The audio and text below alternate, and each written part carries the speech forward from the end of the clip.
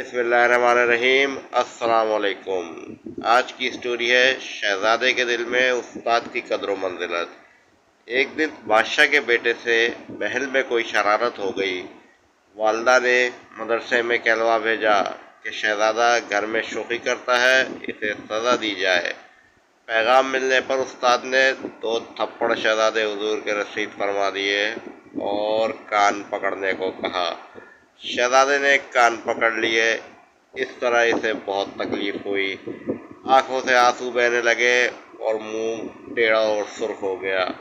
रोने लगा, लेकिन उस्ताद ने कोई रियायत न की। ऐसे में किसी ने आकर बताया कि बादशाह सलामत के वजीर शहजादे को देखने आ रहे हैं। वजीर की आमद की इतला पाकर उस्ताद ने शागिर्द शहजादे से कहा, कान छोड़ दो और संभल कर बैठ जाओ।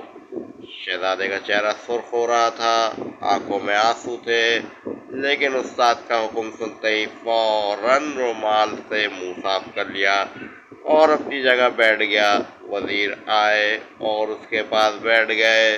वजीर के जाने तक वो इसी तरह बैठा रहा, अपनी हालत वजीर पर जाहिर न होने दी।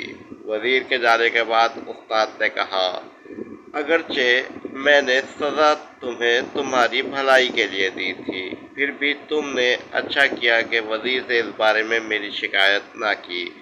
इस पर शहजादे ने कहा, उस्ताद मोहतरम, जो शागिर्द उस्ताद की शिकायत करता है वो कभी कामयाब नहीं होता।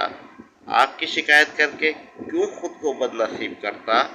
ये था मामूनुर रशीद, और जो खलीफा हारून रशीद का बेटा था। बड़ा होने पर यह खुद भी खलीफा बना और बड़ा नामवर बादशाह साबित हुआ।